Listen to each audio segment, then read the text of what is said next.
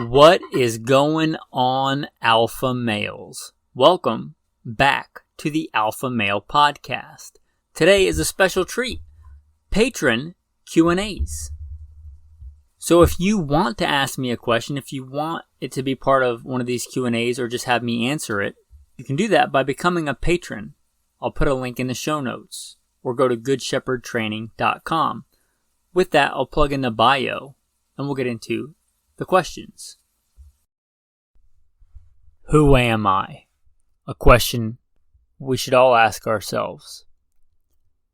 I am, first and foremost, a servant of God, made in His very own image, a follower of Jesus Christ,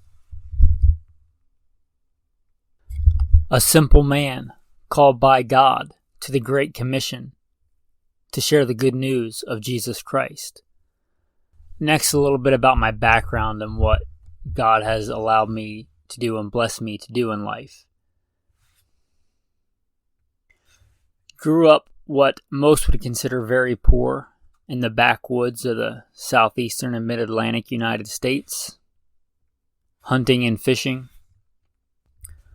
Joined the Marine Corps at 17. Did a couple of combat tours in Iraq. So a decorated Marine Corps combat veteran. Infantry assaultman.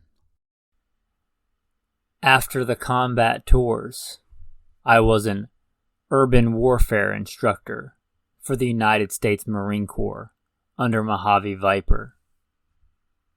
I also served in the U.S. Army, both full-time and part-time National Guard. Also a veteran of law enforcement. I served with LAPD. I was a sworn peace officer, a cop for LAPD. I worked regular patrol assignments and more specialized assignments.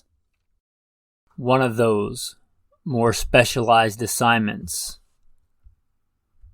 was warrant service, fugitive recovery. Also had some other law enforcement roles. I am an FBI certified firearms instructor and been certified by another 3-letter government agency in a lot of firearms and training things. I've also been a private contractor, worked in the private sector, pertaining to tactics and gunfighting and protecting America from enemies foreign and domestic. I served as the commander of a tactical team to stop active shooters in a large metropolitan area. That was our primary mission, to stop active shooters, which sadly are a thing in America today. I've also been blessed to do quite a bit of competition shooting. Started my first formal competitions even before joining the Marine Corps at 17. I had won more shooting competitions than I can remember. I have competed in all manner of disciplines in shooting. I've been blessed to be a state rifle and pistol champion, West Coast regional champion. Like I said, been blessed to win more shooting competitions than I can remember. Mentioned hunting. I've hunted to put meat on the table starting when I was a child. I've also been a professional big game hunter and guide, hunting and slaying all manner of beast. And I don't apologize for that. Humbled to be the host of 3 podcasts. Simple Man Sermons, Alpha Male Podcast, and Gunfighter Life. Obviously, as things not mentioned, I've been blessed to do many other things. But, again, first and foremost, I'm a servant of God, a believer and follower of the Bible, the Word, Jesus Christ. And I don't apologize for that. With that, let's transition into today's topic. Well, alpha males, we have a special guest today in the studio. And by studio, I mean my weight rack. And by special guest, I mean my beautiful and multi-talented wife. Now, she has a master's degree, so I'm fairly sure she can read my handwriting and the questions for today.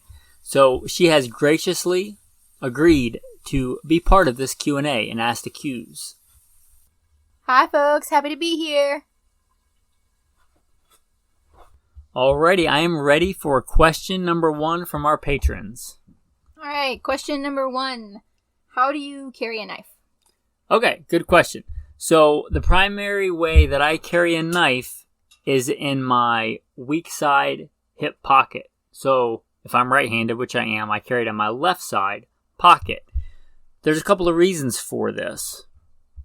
So the reason for this, and I got into this mainly when I got into concealed carrying and when I was a cop and continued on afterwards as the commander of a tactical team, where I carry generally a fighting handgun on my strong side hip, somewhere in that area, depending on whether I'm open carrying or concealed carrying or the size of the gun.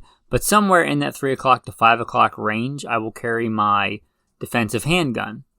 And if I'm fighting on the ground, laying on that side, or let's say somebody's trying to wrestle my gun out of my holster and I have my strong hand on that gun trying to keep it in the holster, I want to be able to have an option on my weak side, on my non-dominant side, which would be my left side, that I can reach.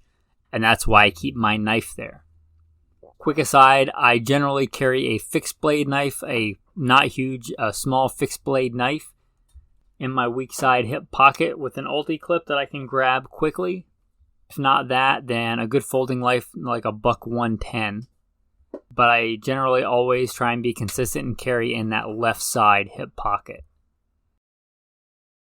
Question number 2. Can you share an unedited version of the recordings?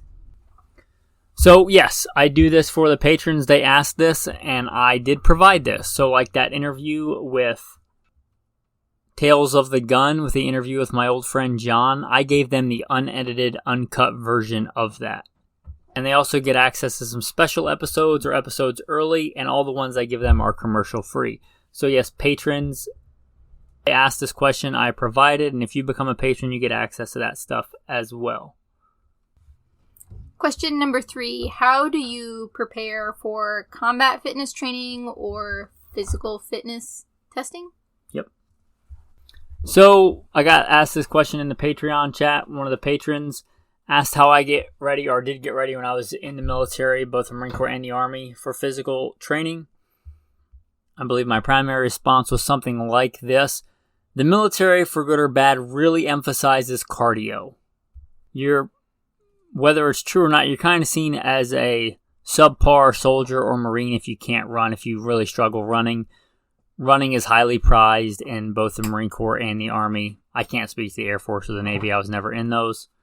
But they really pride themselves on that. So any kind of good cardio, a really good cardio is wind sprints. Just doing wind sprints. If you want to get some upper body strength and get some good cardio in, I recommend kettlebell swings. And as my wife will tell you, grunting a lot really helps in your workout. You want to say that, Nathaniel? I love you. I love you. Alright, what's next? Do you ever carry 2 guns? Do I ever carry 2 guns? That's a good question. I don't a lot anymore. The only time I will now is if I have a long gun and I'm like going in the woods. I'll generally just keep my everyday carry sidearm on me, so I'll have a long gun. Let's say my shotgun or my 22 or my, big game rifle if I'm hunting big game. But if I'm going out and I'm carrying a long gun, I'm probably still carrying my handgun. So in that case, yes, I will carry 2 guns. On a broader spectrum, when I was a police officer, I often would carry 2 guns, my primary full-size fighting handgun, and then I would carry a Smith & Wesson J-frame in that weak side pocket we talked about with the knife, because that was my secondary next go-to level of defense. Also, in the Marine Corps, it would not be uncommon for me to have my primary fighting implement, whether that was an M16 or whether that was a small shoulder-fired multi-purpose assault weapon, or something like that, and my secondary would be my M9, so in that case also I would carry 2 weapons. But generally now, as a member of the Citizens Well-Regulated Militia, I don't generally carry 2 handguns. All right, next question. All right, the next question has to do with ads, and it asks, does it matter if I skip the ads on the podcast? That is a good question. If you haven't noticed recently, there are ads on the podcast because I'm trying to make this podcast a significant source of revenue. I don't like it. And if I'm telling you now, if I ever get enough patron support that I make, let's say, whatever at the time is the median household income in the US, then I will get rid of ads and just make the revenue on selling merchandise and Patreon support. That would be great. But since we have the ads, I got this question I honestly didn't know. So the research that I have done from a couple of different sources suggests that no, it doesn't matter if you skip the ads. So feel free to skip the ads. Don't feel like you're hurting me if you skip the ads. I'd rather not have them there at all. But from the research that I've done, no, it does not matter whether you listen to the ads or skip the ads. What does matter and what does help if you're not going to support on Patreon is liking, hitting some stars, doing any kind of interaction where you write a review, hit some stars, give it a like, whatever the case is. That helps in the algorithm, I believe, more than if you skip the ads or not. All right, next question is, let's say you're in charge of a small border republic and Russia is looking to invade. How are you armed and defending against the invasion? Okay, so for small arms, let's specify on that. If I was in charge of the small island nation in the Black Sea of Made-Upistan, just for a fun thought experiment here, how would I arm them? I'm talking infantry. You know, I did my time in the Marine Corps and the Army primarily. My primary MOS was infantry. How would I arm the infantry? Just your main go-to battle rifle and a sidearm. I'm not talking light machine guns or rocket launchers or tanks or anything like that. But if I was picking today, I would go for long guns with a SCAR light, the SCAR 16. I would go with that as the primary infantry weapon. For specialized units or maybe my heavy and a fire team, so 1 out of every 4 men, or maybe the heavy in a squad, 1 out of every 12 men, my designated marksman. And for a little more reach and a little bit more punch, I would give them SCAR heavies, the SCAR 17. It would be really easy to train. Whoever qualified best or was an expert marksman in that squad, in that team, they would get the SCAR heavy. And I would try and supplement with my non-infantry troops, the non-frontline troops, my artillery, my tank crews. I would try and get donations from other, let's say, supportive allied countries that are likely using the NATO standard 5.56 with the standard AR type magazines, which the SCAR lights will take, and I could support. And the manual of arms is pretty simple, so somebody that knows how to run an AR will generally be just fine running a SCAR 16 or 17. So that's the way that I would go. If we're talking sidearms, and it kind of hurts me to admit this, I would probably go with the Glock 19.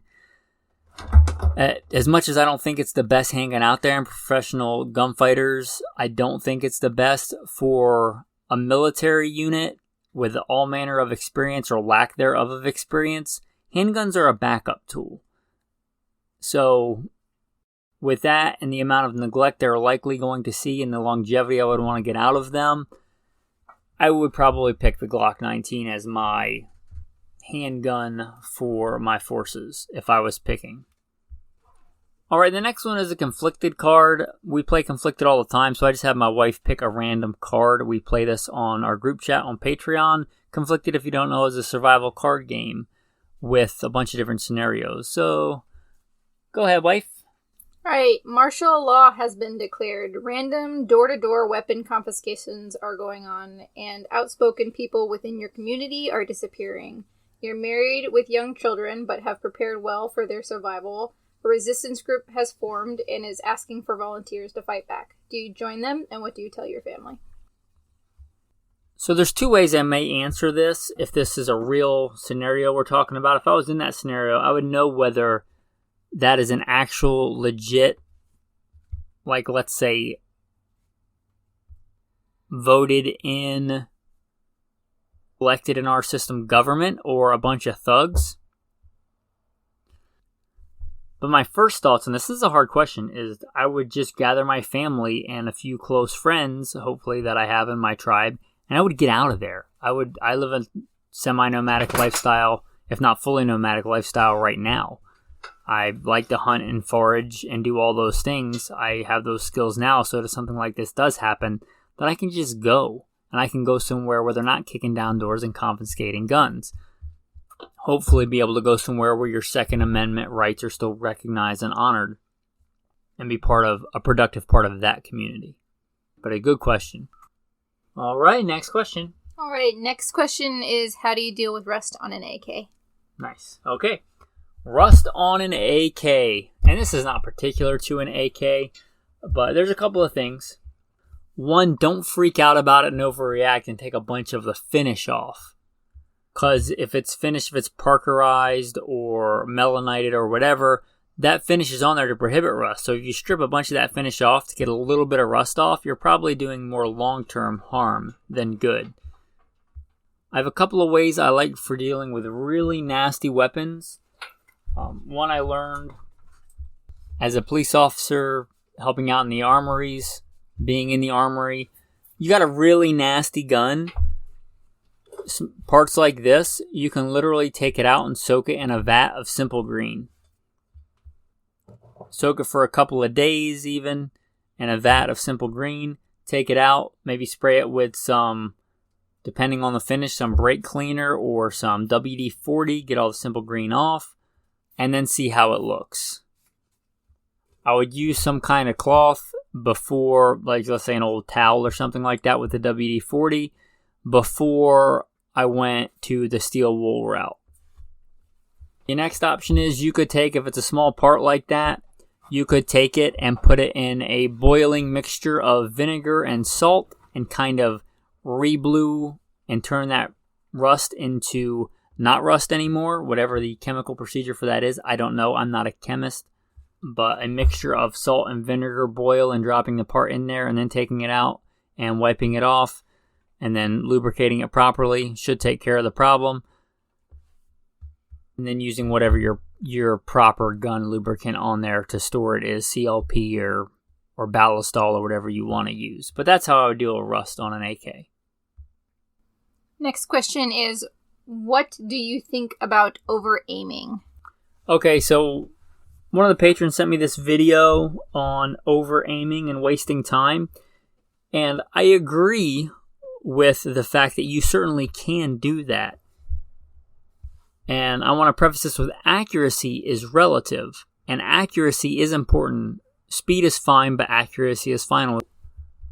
But if I'm shooting, let's say, at a target, trying to hit a torso-sized target, center mass, say the size of a dinner plate, at 7 yards, if this is an actual gunfight and we're both shooting at each other, whoever gets a shot or two inside that pie plate size area first is probably, not always, but probably going to win that fight. If I can get a good shot inside that area in a second and a half, it's not good to take 3 seconds to get a shot perfectly dead center. The thing I took exception to with this is that this is really an expert technique. Like, I know the acceptable sight picture that I need, or lack of perfect sight picture that I need at 7 yards with my go-to handguns to get a good hit. Most, I would say, novice shooters are not going to know that. So I'd say for them, it's better to get that good sight picture and get your good shot off first, because that's almost certainly going to be faster than a miss in trying to follow up. Because if you don't know to what degree your sights can be off, then you're kind of just guessing. And guessing in a gunfight is not good. So I'll go back to the quote we started with. Speed is fine, but accuracy is final. All right, next question is, what load would you use for shooting fox with a 410? So one of the men in the Patreon chat just contacted me. Some of these are asked in our public group, and some of these are just private questions. He called and said he wanted to go hunting. He's trying to raise guinea hens, and he's trying to take out some fox with a 410. What load would I use for a 410 on fox? And he had a couple of different options. He asked if he should use a slug, and a slug will certainly do the job. it's kind of superfluous. It's kind of way more than is needed. Like, I could go fox hunting with a 338 Lapua if I want to. You certainly can shoot a fox with a 410 slug. If you're talking about getting a running shot on a fox, trying to get in the hen house, the old classic thing, or running away from you, I think for this, shot is a better choice. Now, out of the shot that he had, I told him to use number 4. He said he had high brass number 4 shot. I told him that will be fine. Especially because that gun has a full choke, or can have a full choke. It's got the old school adjustable turntile style choke. Bolt action 410, a great working man's gun. On a full choke with that load at reasonable ranges, and I told him to aim for the head and neck. Now, if you had something a little bit bigger like T-shot or number 4 buck, I would like to step up to that, especially in like a 3-inch 410. But I would take that number 4 shot high brass on a fox head and chest shot before the slug. Okay, my wife's going to read this next one. This is a private question that somebody sent me, one of the patrons, but they didn't send it in the group. And it's fairly lengthy, so we're just going to read it. And I'll read you my typed response.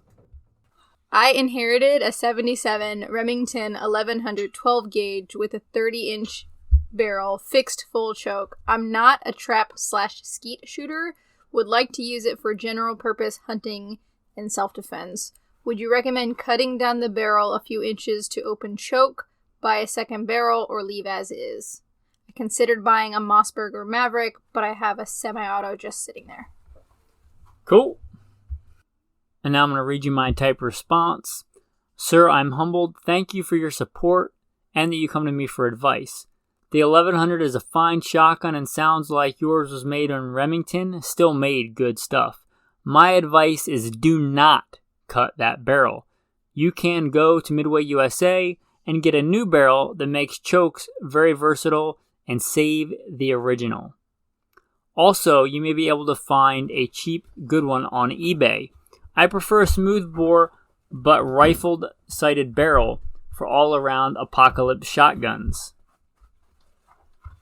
But a vent rib 26-inch is good as well. They make sights that attach to the rib if you want. P.S. That is a great gun known for being a smooth operator, soft shooting. It does, however, take a rubber O-ring. My advice is to buy 2, replace 1, and put the other in the stock. The 2 screws in the buttstock should be flat or Phillips head. There should be a hollow space for an extra O-ring. Maybe a spare round and oil. Thanks again for the support. God provides. Have a blessed day. So a sincere thanks to all the patrons. I am truly humbled for all your support, and I am truly humbled that you actually come to me for advice. If you want to become a patron, mostly because you want to support the message and the content, but also if you want to ask questions, there'll be a Patreon link in the notes. All you have to do is click it and sign up. It's that easy. And if not, at least scroll down and hit some stars. And that's going to bring us to the tactical tip of the day. Foraging. I'm very blessed that my wife is into foraging, I think much more than I am, which is great. I'm super excited about that. I love spending time with her. We went out yesterday. I guess you would consider it a lunch break from her remote work and from podcasting. And we collected blackberries, and we collected enough in a short amount of time that she was able to make a homemade wild blackberry pie. We also looked into a couple of other plants that we didn't know what they were. This is a new area for us, and we're living nomadically, but we want to find the flora and fauna in the area and figure out what's useful and what's not. We did look at a couple of new plants, and even though none of them turned out to be edible, it's still interesting and it's still good to know the environment. And we know 3 more plants that are not edible. That's a tactical tip of the day. Go out sometime this week. It could be on a walk. It could be on your drive home from work. It could be anywhere. Pull over. Find some plants that you don't know what they are, unless you're just the kind of person that knows every bit of flora in your area. Find a plant or two. You don't know what they are. Research it. Find out what they are. You may find an edible one, or a medicinal one, or a poisonous one. But either way, it's good information to have. So that's the tactical tip for today. Tactical verse of the day. Charge them before God not to quarrel about words, which is useless, to the ruin of those who are listening.